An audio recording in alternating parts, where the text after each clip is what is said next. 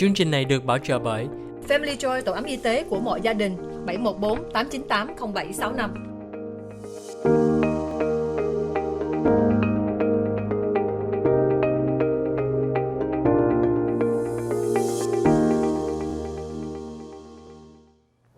Hi, welcome to the OC Health and Education Show on Little Saigon TV. I'm your host, Julie Yip. To us, OC stands for our community because we believe that our community is stronger when we come together. We thank you for joining us each Tuesday evening and on Wednesday morning on channel 56.10 on Little Saigon TV. As you know, this is a bilingual English and Vietnamese program dedicated to educating, empowering, and inspiring our community. Today on our show, we have THUY PHAM, who is a Senior Benefit Advisor for the U.S. Department of Labor Employee Benefit Senior Administration. In short, we want to talk about employee benefits and that letting you know that our service is available to help you in the future. Julie kính chào quý vị khán giả của Little Saigon TV trong chương trình kiến thức y khoa, gia đình và xã hội. Chương trình đây là chương trình song ngữ. Julie cảm ơn quý vị đã theo dõi chương trình mỗi thứ ba lúc 7 giờ tối và sáng thứ tư. Chương trình đây mỗi tuần Julie sẽ đem tới cho quý vị thông tin quan trọng cho quý vị. Hôm nay Julie muốn giới thiệu cho quý vị chị THUY PHAM. Chị THUY là Senior Benefit Advisor của US Department of Labor.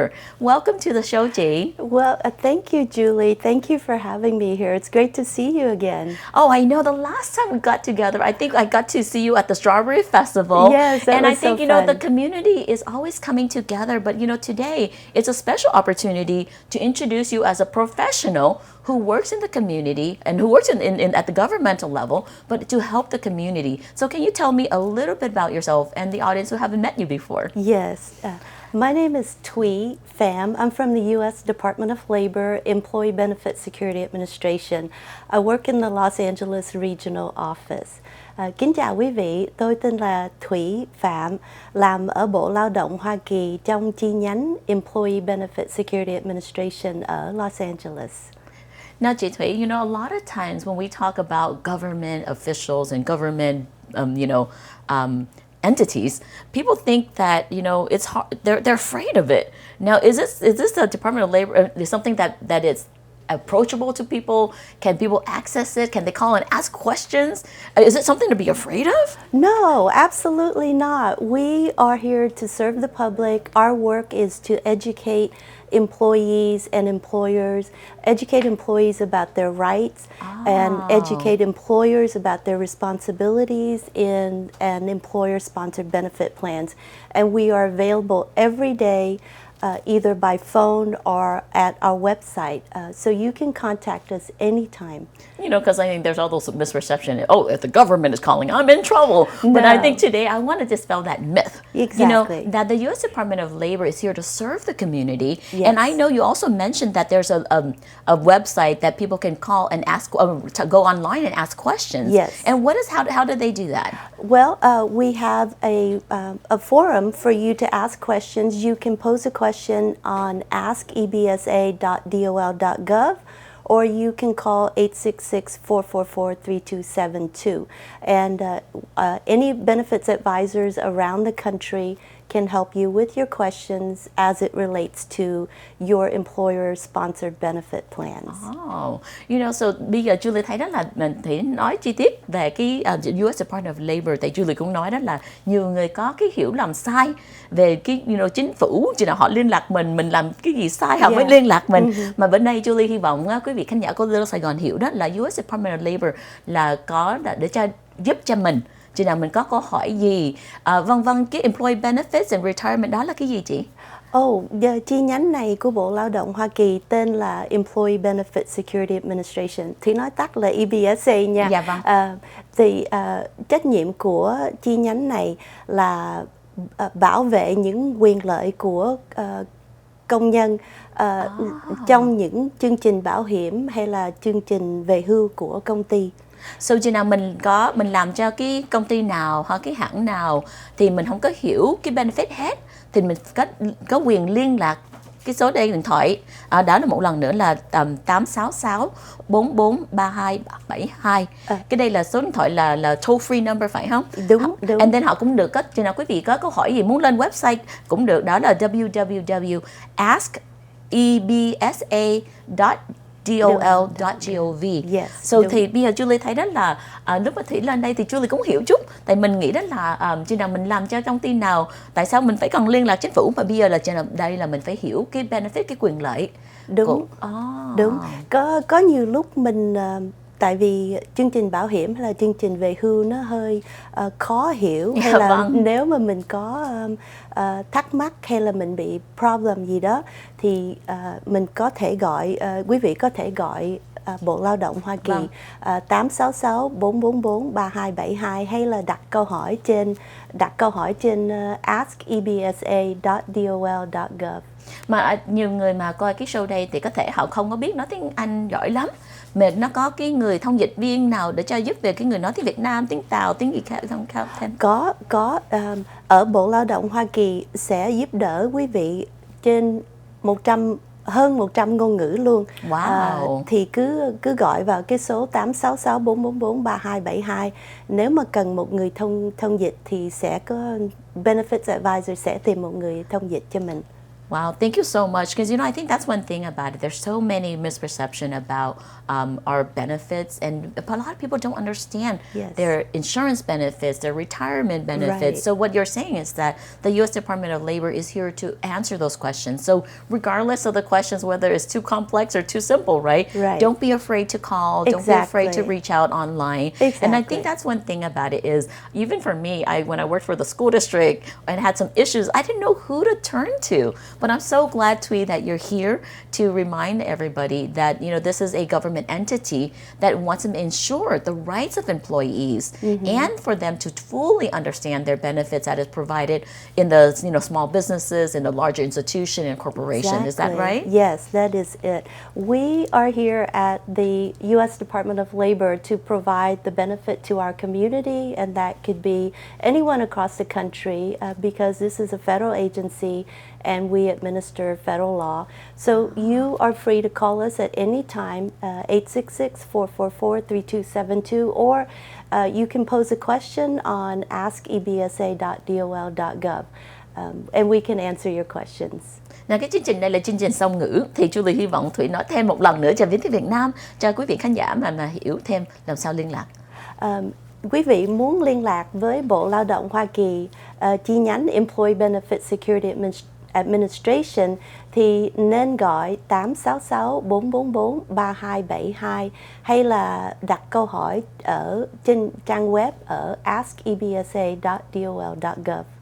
Mà bây giờ mình thấy rất là nhiều lúc với người Việt Nam của mình, cái culture của mình á, mình không có muốn làm phiền ai hết, thì mình không dám hỏi câu, hay mình không có hiểu hết, mình không có dám hỏi. Mà điều bây giờ thì Julie hy vọng là quý vị khán giả của Little Sài Gòn hiểu đó là chừng nào mình có câu hỏi gì về cái insurance của mình, về cái retirement của mình cũng có liên lạc cái US Department of Labor được. Và cái chương trình đây là miễn phí, mình có trả tiền gì không? Miễn phí hết. Okay. Câu hỏi giúp đỡ của Bộ Lao động là miễn phí cho trên 100 ngôn ngữ luôn. Wow, Yeah. ok. Mà bây giờ tại Julie thấy đó là chừng nào Thủy có thời gian ngồi đây nói chuyện với mình, thì chừng nào quý vị khán giả có thời gian có làm sao liên lạc Thủy được không? Hay có một cái department để cho họ liên lạc? Thì cứ gọi số toll free 866 444 3272. Tại vì Thủy làm trong văn phòng ở Los Angeles thì có rất khó mà liên lạc với Thủy thẳng. Tại vì Thủy có nhiều cơ hội đi không có ở trong văn phòng, thì quý vị lúc nào có cần giúp đỡ hay có câu hỏi hay thắc mắc gì đó thì cứ gọi số 866 444 3272. Okay. Yeah, and I think that's one thing about it. So I want to make sure that people, as they watch the show, I know you have such a friendly face, and they go, well, I want to call THUY and ask her questions. Yeah. I want them to remember that this is a federal department, and it's nationwide, but you are in the LA office, right? Yes. And in addition to it, when they call this phone number, that you have a team that works with you, and as you mentioned, there's 100 different languages. Yes. I think that I'm hoping that today's show would allow people to, first of all, know that there's a hotline essentially, and an online service that can answer any questions they have regarding their employee benefits and also their retirement benefits. So after the commercial break, I want to learn a lot more about these benefits and what are some of the things that we can do to help self-advocate in making sure we truly understand. Yes, yes. Một lần nữa, Julie muốn cảm ơn quý vị khán giả của Little Saigon TV. Hôm nay mình có thời gian nói chuyện với THUY PHAM là US Department of Labor về hiểu chi tiết thêm về employee benefits. Cảm ơn quý vị khán giả của Little Saigon TV.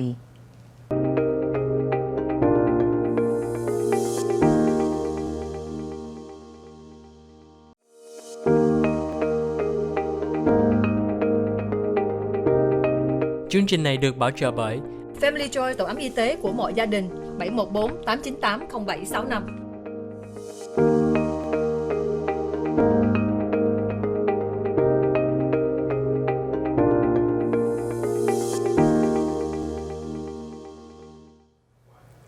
Hi, welcome back to the OC Health and Education Show on Little Saigon TV.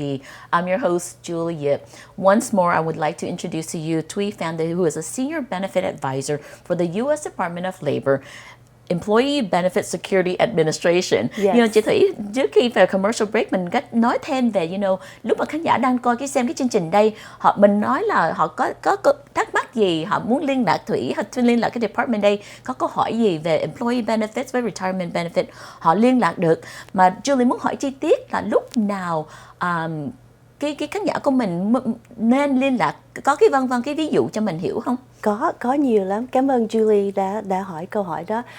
Có nhiều lúc mình ở trong chương trình bảo hiểm hay chương trình về hưu của công ty, mình có bảo hiểm, mình đi bác sĩ tâm thần mà insurance bảo hiểm mình nó không có trả, thì mà mình cần xài cái bảo hiểm đó. Yes, nhưng mà nó không có trả tiền cái claim của mình, thì mình nên dò cái quyển sách gọi là Summary Plan Description. Tại vì mỗi công ty nó có một cái chương trình sức khỏe, bảo hiểm sức khỏe khác, thì nó có một cái rule riêng của nó. Thì mình nên dò vào cái Summary Plan Description. Mình nên yêu cầu công ty đưa cho mình, hay là mình lên trang web mình tìm cũng được, trang web của bảo hiểm, công ty bảo hiểm của mình. So, bây giờ mình nói đó là Summary Plan Description, is that the same thing as EOB, the Evidence of Benefit? No. Summary Plan Description là của công ty, của cái chương trình bảo hiểm của công ty đưa ra. Mỗi công ty tạo ra cái chương trình bảo hiểm phải có cái quyển Summary Plan Description với lại Summary of Benefits and Coverage. Mình yêu cầu những cái chi tiết đó không có miễn phí, không có problem gì hết. Nếu mà cần thì cứ yêu cầu công ty đưa cho mình. Cái EOB là Explanation of Benefits. Cái đó là cái chi tiết mà bảo hiểm mình sẽ gửi cho mình. Sau lúc mình đi bác sĩ, thí dụ bảo hiểm trả, bác sĩ charge mình 100 đồng, bảo hiểm trả tiền 50, rồi bảo hiểm sẽ cái trách nhiệm mình hiểu là cái trách nhiệm của mình là bao nhiêu. Exactly, trách nhiệm của mình là 50, thì cái EOB đó là bảo hiểm gửi cho mình. So lúc mà cái lý do mà mình cần hiểu về cái summary benefit đó là mình phải hiểu đó là chừng nào mình làm cho cái công ty nào hay cái hãng nào, cái cơ quan nào mà họ không có cover. Cái ví dụ là chị nói là cái mental health benefit, thì mình phải xem về họ có hay không. Chừng nào họ không có mà mình cần, mình làm sao mình phải liên lạc là Department of Labor, là chừng nào họ không có cover cho mình thì Department of Labor phải hướng dẫn mình chút, phải không? Đúng. Nhưng mà Bộ Lao động không có quyền bắt buộc công ty phải cover những cái benefit. Cái luật liên bang tên là Mental Health Parity and Addiction Equity Act, thì nói tóm là MPEA.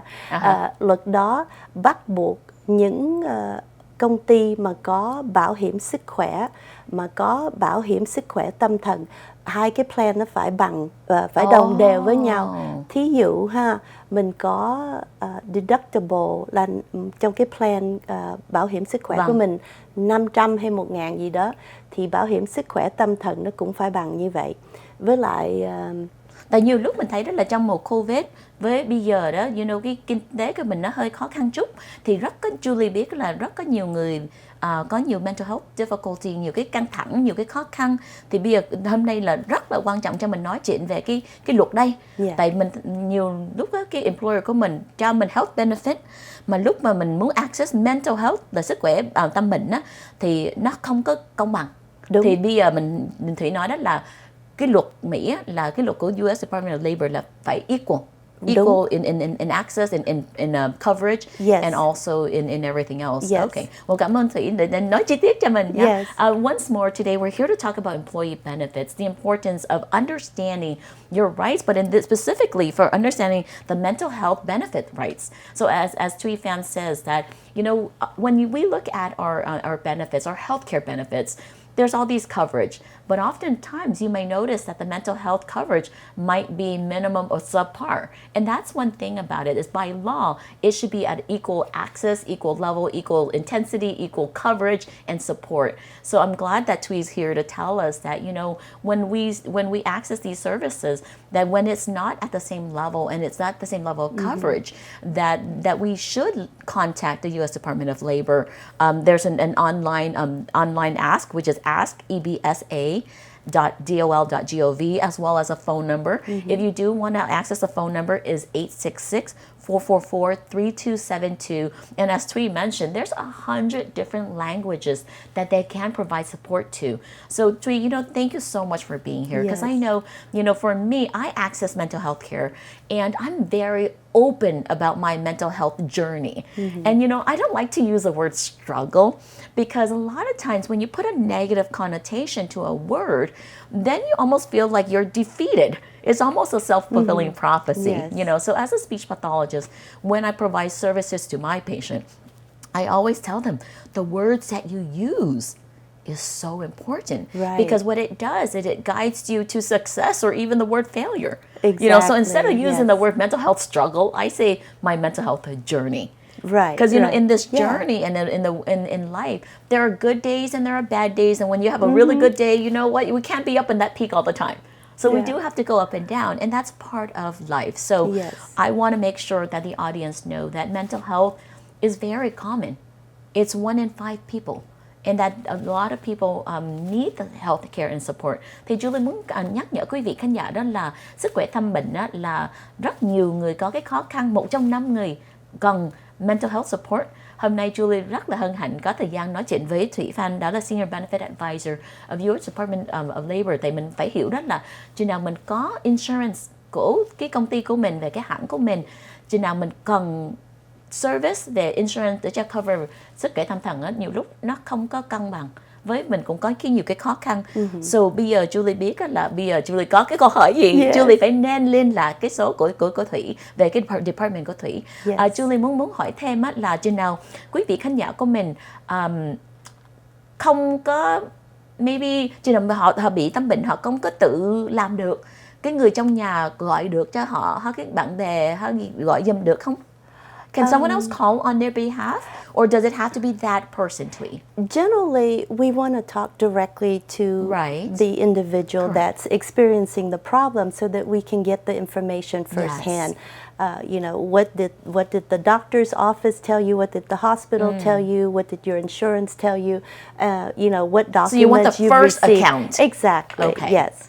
But if they need it for accommodation, for special ed accommodation, or disability accommodation, it is okay? Yes, absolutely. Yes. Because I know there are times where I think I was calling for my brother, and they said, well, I need to talk to him, but he had a stroke. Yes. Right? Yes. So obviously he couldn't talk. Exactly. So I just said, oh, can I talk on his behalf? And I know that government entity also said no. So they said, well, we just at least need to hear him grunt.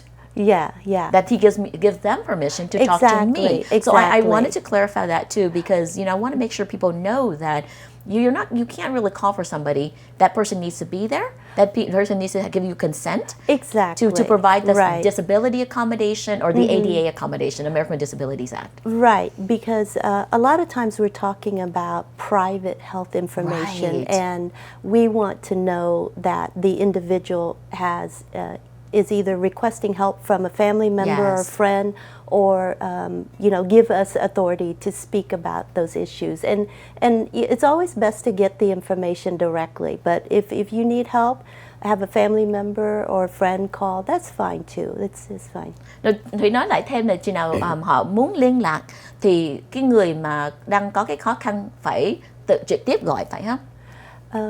Yes, người đó thường mình muốn nói chuyện thẳng với người đó, nói trực tiếp với họ. Yes, nhưng mà nếu mà cần giúp đỡ, cần gia đình giúp đỡ hay là cần bạn giúp đỡ thì cũng được.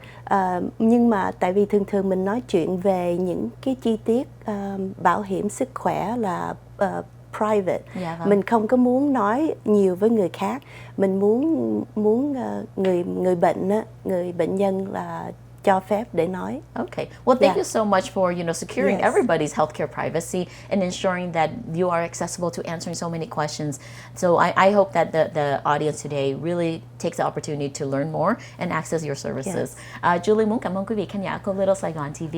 Sau vòng quảng cáo, chúng tôi sẽ nói trực tiếp với Thủy Phan and hỏi thêm về cái chương trình của US Department of Labor. Cảm ơn quý vị.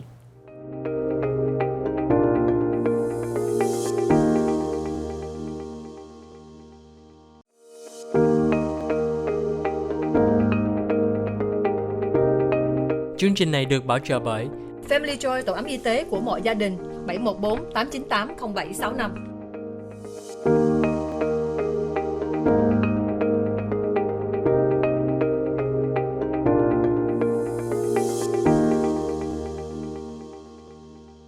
Hi, welcome back to the OC Health and Education Show. I'm your host, Julie Yip. Today, I asked so many questions to learn about the services available from the U.S. Department of Labor and understanding what employee benefits are. And THUY, just before the commercial break, you gave me so much details about, the mental health laws. And I know there's so many laws out there that our employees need to understand. Can you tell me a few more things that we should be aware of? Oh, there are many federal laws related to your health plan, your employer's health plan.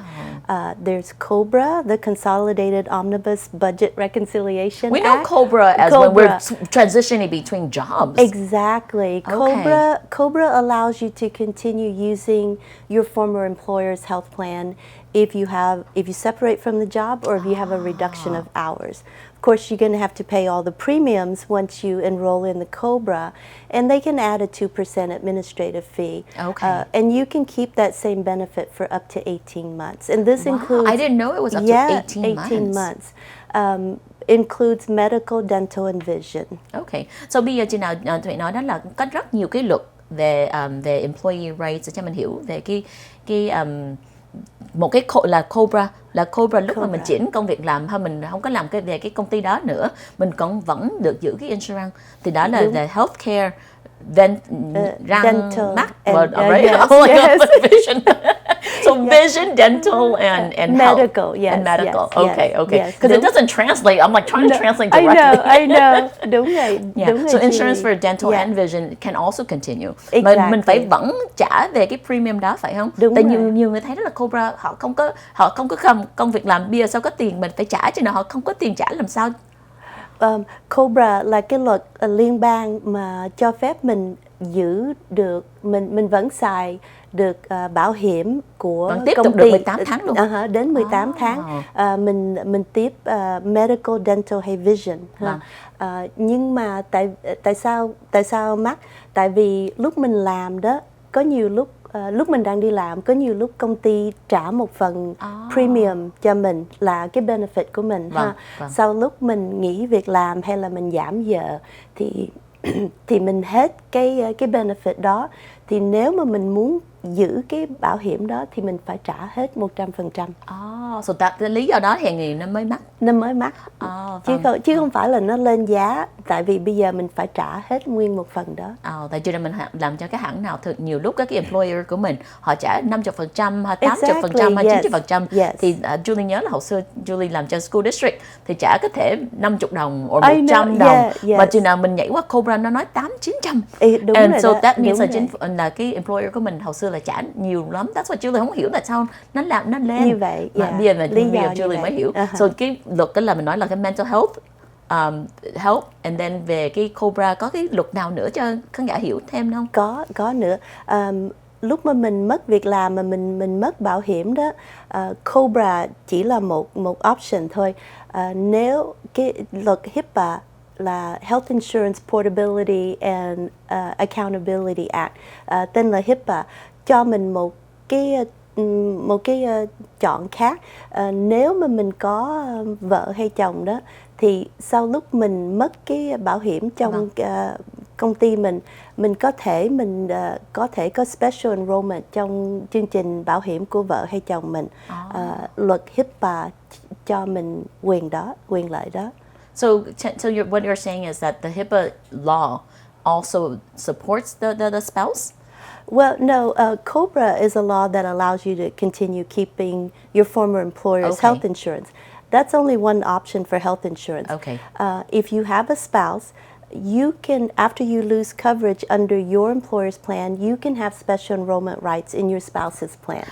So that's another option for health insurance. So you don't have to wait until open enrollment. Exactly. Is that what it means? Exactly. You don't have to wait to open enrollment. You can enroll in your spouse's plan. Just take your certificate of coverage and provide it to them to show that you've lost coverage under your plan, and you can request special enrollment. Well, I'm learning so much right now, and I think if I forget that we can still call the phone number and go online. Yes. Can you remind us the number in which they need to contact? Yes, the phone number, toll-free number for Department of Labor is 866-444-3272, or you can pose a question at askebsa.dol.gov. You know, I mean, in life, you know, we have so many transitions, right? We transition between jobs, and then we also transition out into retirement. Yes. So can the U.S. Department of Labor help us on that transition, or to understand our benefits as we move between jobs or move into retirement? Absolutely. Our agency's work is to administer a law called Employee Retirement Income Security Act, which is applicable to your employer's pension plan and health plan.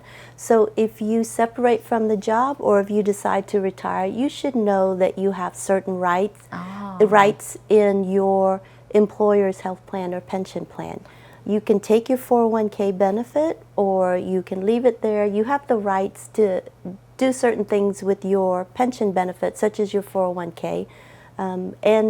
There's another kind of pension benefit. It's called defined benefit, where it's only employer contribution. Generally, that benefit is a benefit that has to stay with the company until you reach retirement age, and then they begin to pay you.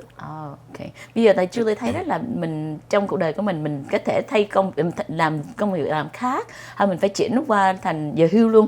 Mà bây giờ mình muốn nói là có một cái luật khác là về retirement để giúp cho quý vị khi nào họ về hưu. Thì nói thêm về cái chương trình đó đi. Đúng. Cảm ơn Julie. Bộ Lao động Hoa Kỳ có cái luật tên là Employee Retirement Income Security Act. Đó là dính dấp với lại chương trình bảo hiểm với lại chương trình về hưu. Nếu mà mình rời việc làm đó, mình nên biết là mình có nhiều quyền lợi trong những chương trình đó. Tại vì mình rời việc làm không có nghĩa là mình mất quyền lợi, không? Tại vì mình vẫn còn benefit. Mình nên biết là lúc mình rời việc làm, nếu mà mình có 401k thì mình có quyền mình lấy cái 401k đó, mình đổi đi chỗ khác. Nhưng mà có nhiều công ty hay nhiều union có thêm một cái benefit khác, nó gọi là defined benefit, nghĩa là cái pension, cái chương trình về hưu, cái tiền về hưu á, chỉ là của công ty cho mình thôi. Cái benefit đó công ty phải giữ lại đến lúc mình đến tuổi, giống như là thì hạn là 65 tuổi Vâng. mình mới được công ty trả tiền cái về hưu đó, tiền về hưu Mà đó. có cái employee của mình á, có cái trách nhiệm nói về mình không? Tại hồi xưa Julie nhỏ mới ra trường chắc cũng 24 tuổi làm cho school district, Yeah. and mình làm cũng mấy năm, and mình chuyển qua private work mà mình có 401k mình không có hiểu gì hết á. Họ có cái trách nhiệm lúc mà mình quit hay mình không có làm nữa, họ có trách nhiệm phải giảng cho mình không? Chừng nào mình hỏi họ mới trả lời.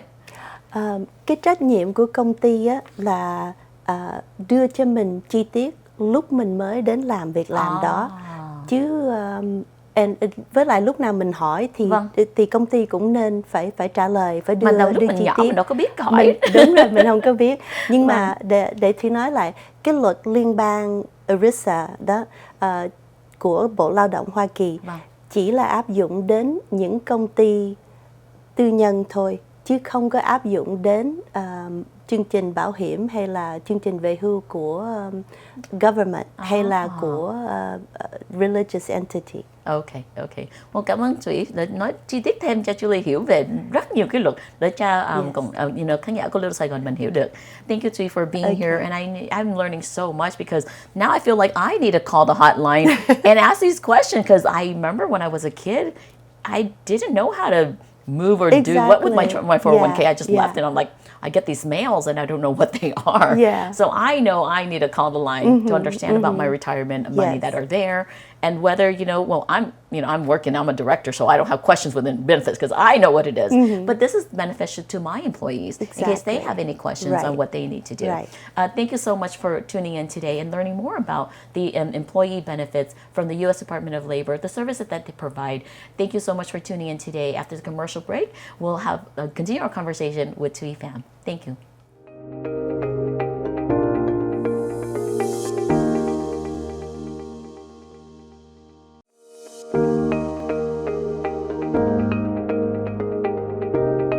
Chương trình này được bảo trợ bởi Family Joy, tổ ấm y tế của mọi gia đình, 714 898 0765.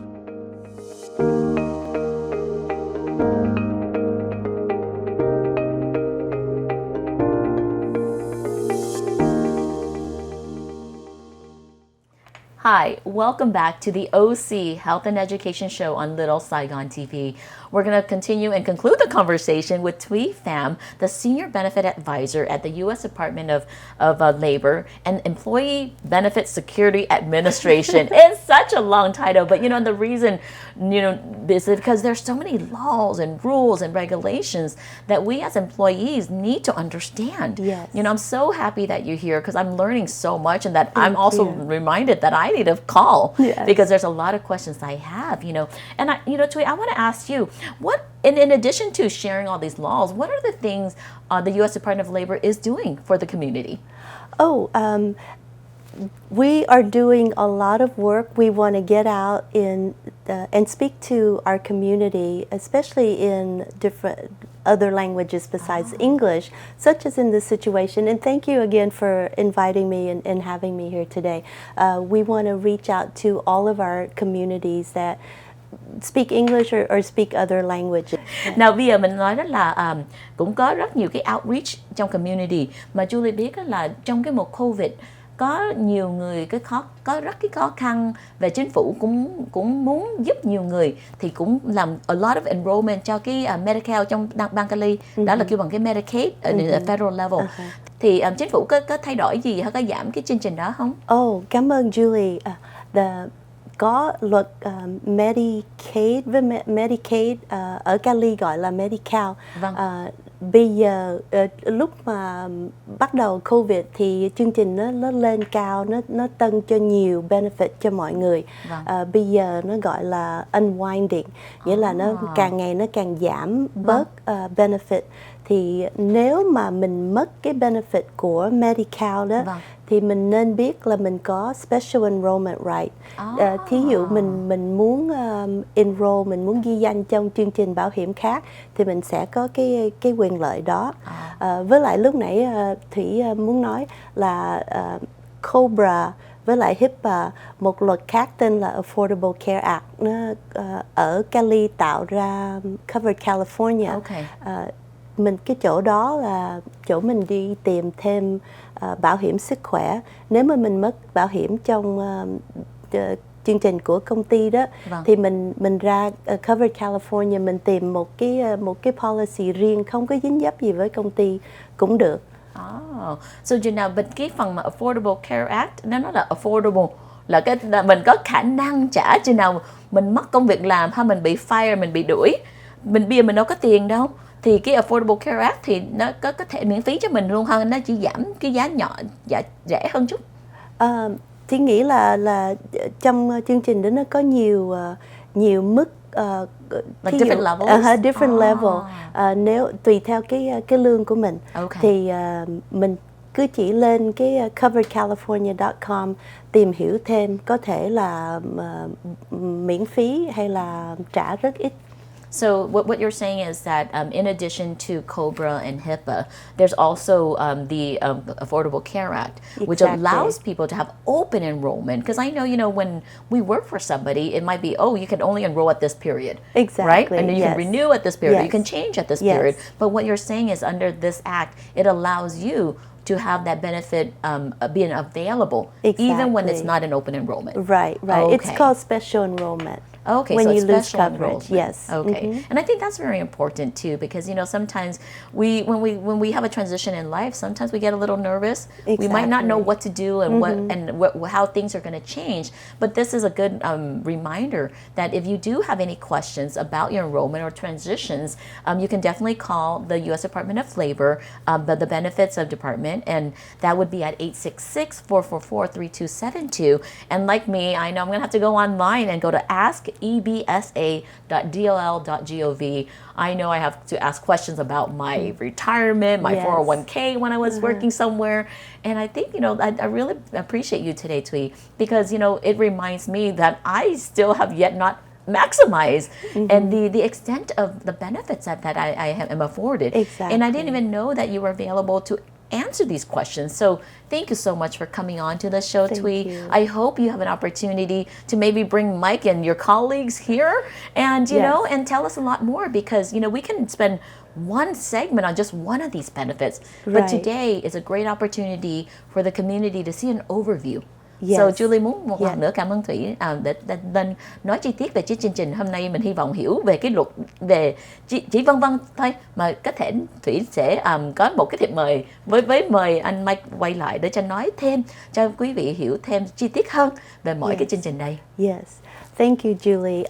I just want to summarize and thank you for allowing us to be here to speak about this. I just want to summarize that it's best to have a copy of your summary plan description and your summary of benefits and coverage for all your benefit plans. That's in the health plan, but in the pension plan, you can have the SPD as well. It gives you so much information about your employer-sponsored benefit plans. So as we conclude the show, you're reminding everybody to, contact their employer or their benefits department and ask for a summary plan description, an SPD. Yes. And that's really important too, because when we're calling the U.S. Department of Labor, having healthcare questions, it's good to have that in front of us, right? Exactly. Okay. Well, thank you so much, THUY, for being here. Is there anything that else you would like to say as we conclude the program? Oh, thank you, Julie. I just want to add that we are trying really hard to get out to the public and speak about our services to our community. We have several initiatives where we want to get out and speak to high school students or college students about getting to know their benefits, such as this, knowing benefits awareness when you graduate high school or college and you go into your first job, what you should know. We also speak to nonprofit entities about responsibilities if they have a role in the employer-sponsored benefit plan. Cảm ơn Julie. Thì muốn nói là Bộ Lao động Hoa Kỳ EBSA có một cái initiative để đi nói chuyện với những học sinh high school hay là college để nhắc cho những học sinh biết là lúc nào mình ra trường đó, mình vào cái việc làm mới, việc làm đầu tiên á, thì mình nên biết chi tiết của quyền lợi của những chương trình của công ty, như là chương trình bảo hiểm hay là chương trình về hưu.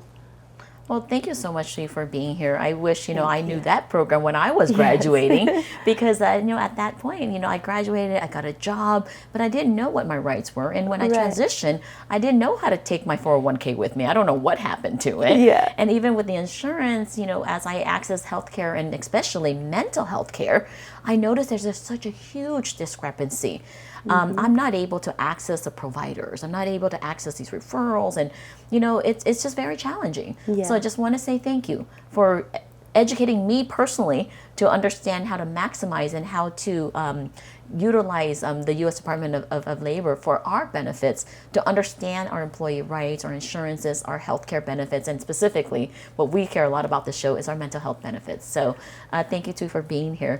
Julie rất hân hạnh có thời gian nói chuyện với chị Thuy Phạm, nói về cái chương trình của Employee Benefits of the U.S. Department of Labor. Hôm nay Julie học hiểu rất là nhiều và cũng thấy là cái chương trình đây Julie sẽ áp dụng. Tại hôm mình mới ra trường mình đâu có hiểu về cái chương trình đấy, thì hy vọng quý vị có câu hỏi gì thì nên liên lạc US Department of Labor. Một lần nữa là 866-444-3232, hoặc mình lên online mình đặt câu hỏi là askebsa.dol.gov. Julie cảm ơn quý vị khán giả của Little Saigon TV đã luôn luôn ủng hộ chương trình kiến thức y khoa gia đình và xã hội. Chúc quý vị rất nhiều sức khỏe và may mắn. Cảm ơn quý vị.